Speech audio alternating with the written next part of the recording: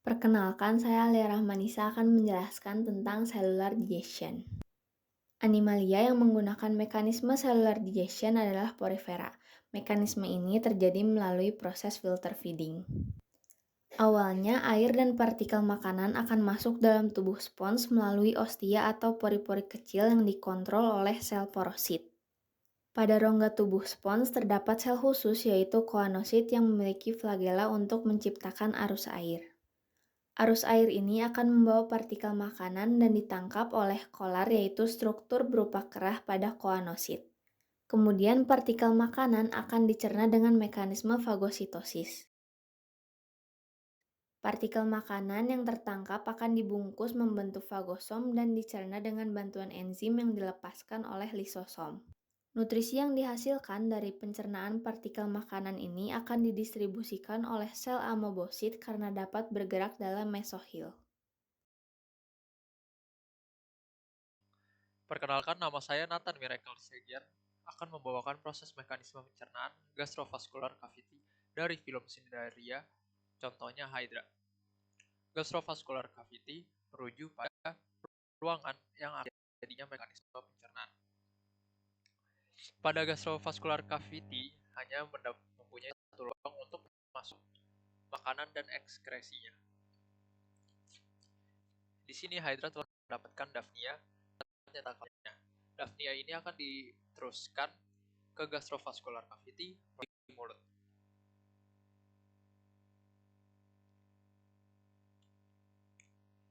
Sel-sel yang ada di sekitar gastrovascular cavity akan mengeluarkan hydrolytic enzim untuk mencerna Daphnia ini.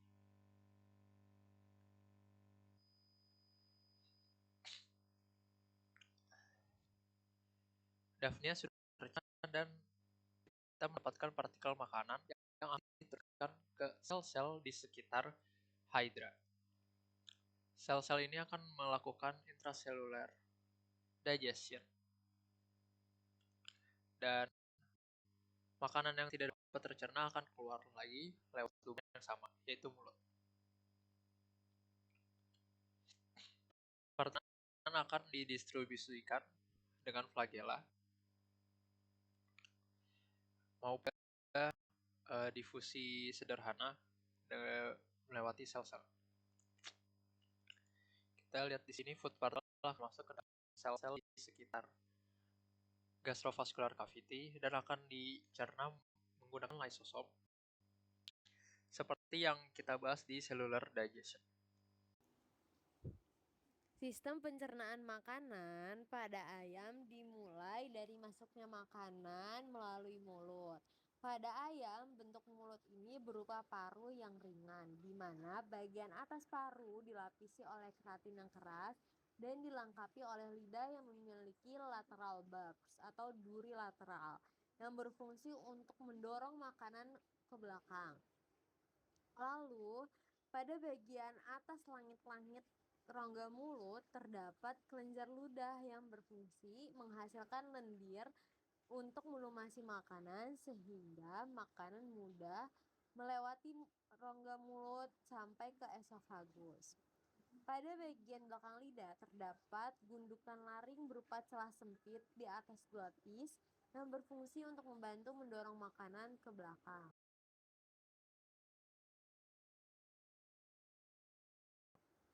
Lalu pada bagian esofagus ini terdiri dari 4 lapisan, yaitu mukosa, submukosa, tunika otot, dan lapisan serosa.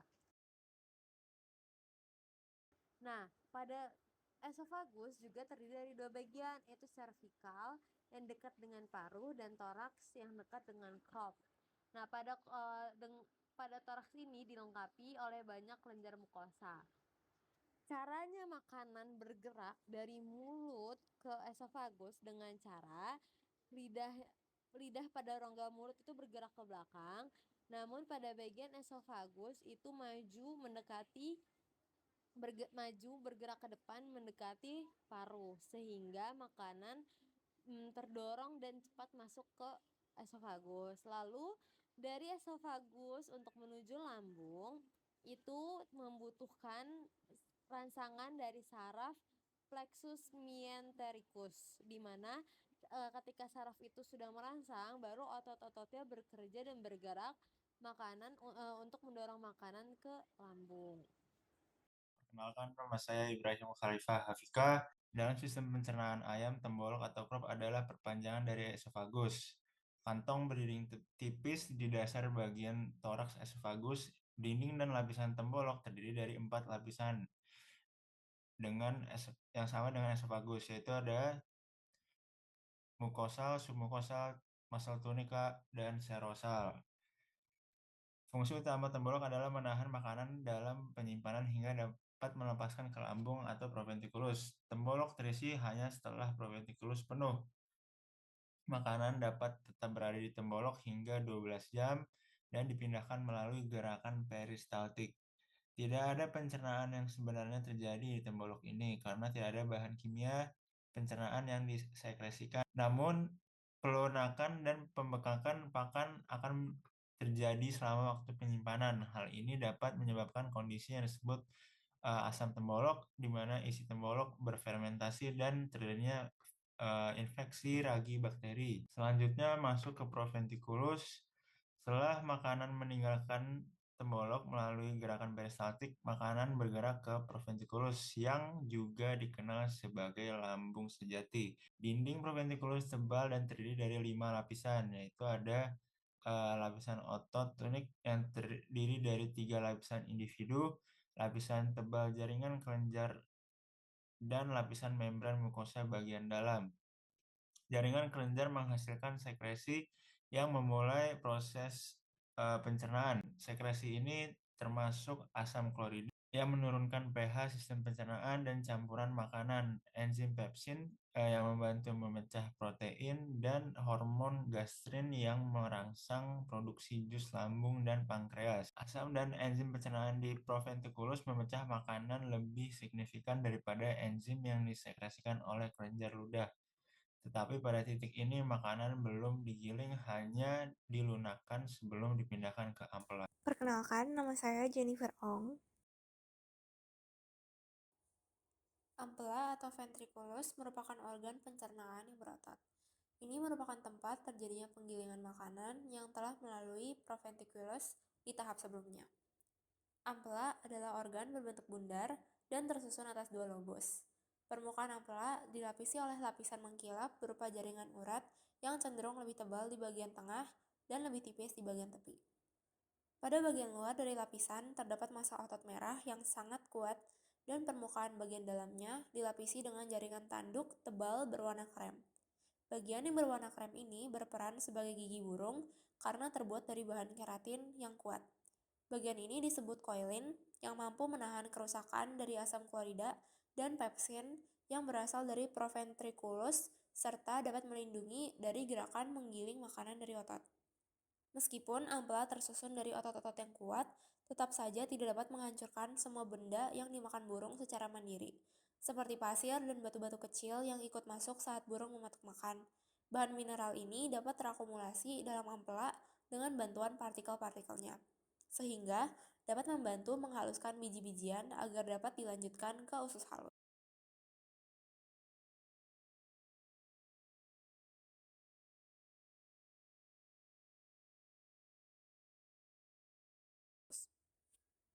Usus halus merupakan tempat di mana pencernaan dan penyerapan terjadi. Usus halus pada ayam dewasa biasa memiliki panjang kurang lebih 4,5 kaki dan dapat dibedakan menjadi 3 kelompok area, yaitu duodenum, jejunum, dan ileum. Pada duodenum terdapat organ berupa pankreas.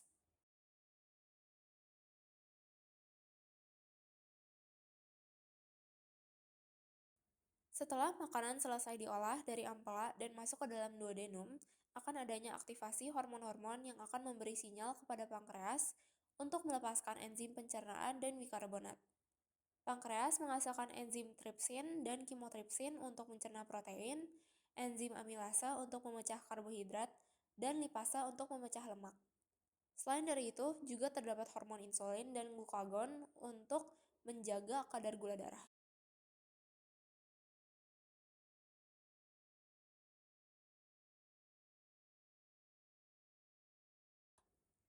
Semua ini bercampur dengan cairan empedu untuk melanjutkan proses pencernaan.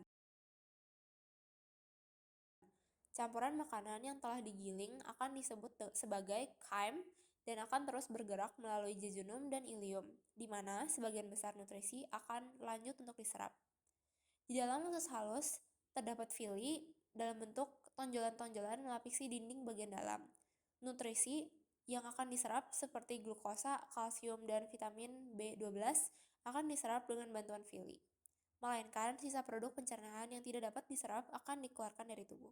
Perkenalkan, nama saya Muhammad Ali Hermawan dan di sini saya akan menjelaskan mengenai usus besar. Usus besar pada ayam memiliki panjang sekitar 4 inci, yang sebenarnya lebih pendek dibandingkan dengan usus kecil. Usus besar ini berada di bawah tulang belakang dan berakhir di kloaka. Bagian ini dapat juga disebut sebagai kolon. Dalam organ ini terjadi proses penyerapan kembali air yang terakhir, menyimpan bahan sisa yang tidak tercerna yang akhirnya dikeluarkan melalui kloaka. Ternyata ada sika atau usus buntu, yaitu dua kantong buntu yang terletak di tempat pertemuan antara usus kecil dan besar. Beberapa air yang tersisa dalam bahan yang sudah dicerna akan diserap kembali di sini. Selain itu, sisa bahan kasar yang ada juga akan dipecah di dalam sika melalui proses fermentasi.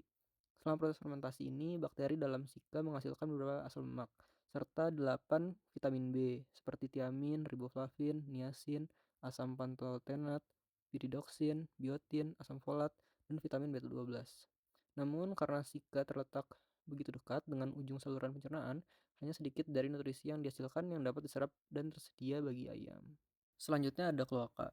Usus besar terhubung ke bagian depan kloaka. Kloaka ini adalah organ merongga yang fleksibel dan menjadi tempat pertemuan antara saluran pencernaan dan saluran kemih. Pada ayam betina, saluran reproduksi juga bergabung di kloaka. Di sini limbah pencernaan bercampur dengan limbah urin dan dikeluarkan dari tubuh melalui lubang dubur. Kloaka pada ayam juga cukup fleksibel untuk memungkinkan keluarnya telur yang melalui saluran reproduksi. Vulture sebagai pemakan bangkai telah berevolusi secara unik untuk makanan khusus mereka, yaitu tulang belulang.